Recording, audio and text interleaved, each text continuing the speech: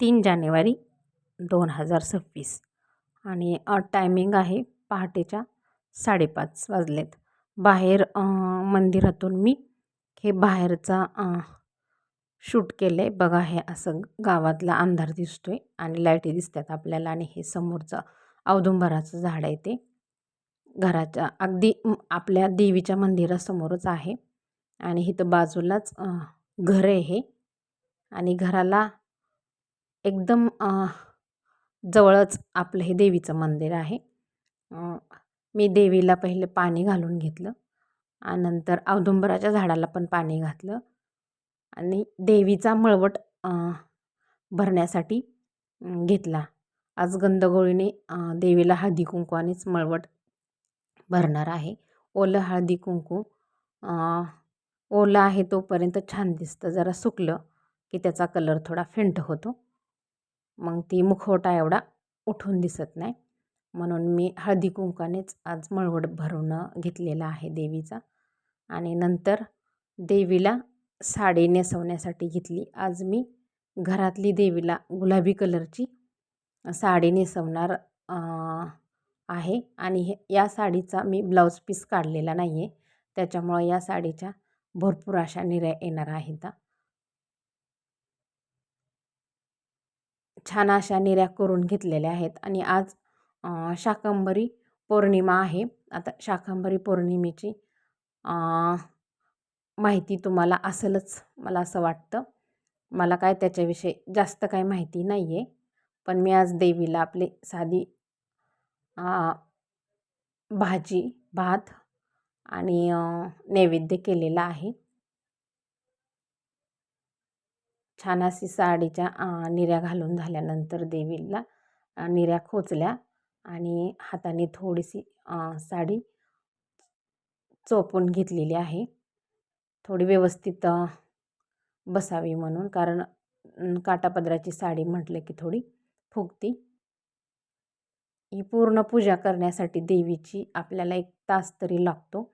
मी सकाळी उठल्यानंतर पहिलं मंदिर स्वच्छ झाडून घेतलं, बाहेरचं सभामंडप पण झाडून घेतला आणि नंतर देवीला साडी नेसवण्यासाठी घेतली.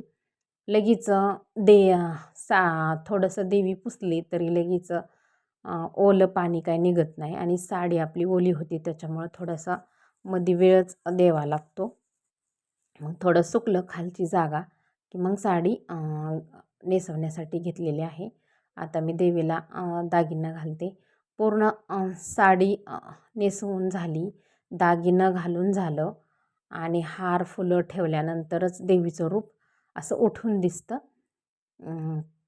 पूर्ण पूजा झाल्यानंतर एकदम छान दिसतं. पौर्णिमेची आणि मंगळवार, शुक्रवार, इतर एकादशी, चतुर्थी वगैरे मी देवीची साडी बदलत असते आणि बाकीच्या दिवशी फुलं बदलून दिवा लावती, झाडू वगैरे मारती आणि अगरबत्ती हे लावत असते. कारण मला पण शेतातली कामं असतात, त्याच्यामुळं रोज साडी बदलायचं म्हटलं तर 1 तास जातोच.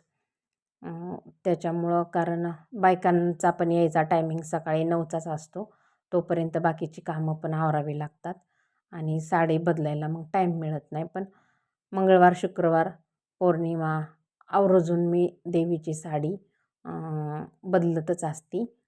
आज पण मी लवकर उठली होती, म्हटलं परत बायका आल्यानंतर आपल्याला होणार नाही आणि अशी ही पूर्ण पूजा झालेली आहे. फुलं वगैरे ठेवून झालेत. फुलं पण 4-5 प्रकारची फुलं आहेत, त्याच्यामुळं पूजा आणखीच उठून दिसते, एकदम छान दिसते. अशी ही पूर्ण पूजा देवीची झालेली आहे. ही देवीचं रूप पाहून असं वाटतं की आपण तुळजापूरलाच गेलो आहे की काय, असं मनातली मनात फिलिंग येतं. नंतर थोडासा आरती वगैरे करून देवीच्या अंगावरती अक्षदा टाकलेला आहे आणि नंतर देवीला भाजी केलेली होती आणि भात, त्याचा नैवेद्य दाखवला. पूजा कशी वाटती ते नक्की कमेंट करून सांगा. नंतर पूजा झाल्यानंतर 2-4 जणी कामाला होत्या आणि आम्हाला हे मक्याचं शेत रिकामं करायचं होतं. आम्ही ही आपली जी मका असती ती एका जागेवर गोळा करतो आहे. एक जणांना गायला खायासाठी घेऊन जायची होती. त्याच्यामुळं एका जागेवर केल्यानंतर ट्रॅक्टर आणि ट्रॉलीमध्ये पटकन भरता येईल म्हणून. आणि ह्याच्यात एवढी मकाच्या रानात गवत ही आहे ते पूर्ण काढायचं होतं. रोटावेटर मारायचा होता. त्याच्यामुळं ही मका गोळा करायचं काम चाललेलं आहे.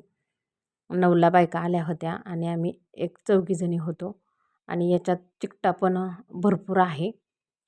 ही इथं मी चिकटा काढते वाकून खाली. ही काय, ही मका घेऊन आलेली मीच आहे. पूर्ण व्हिडिओ कसा वाटतो ते नक्की सांगा.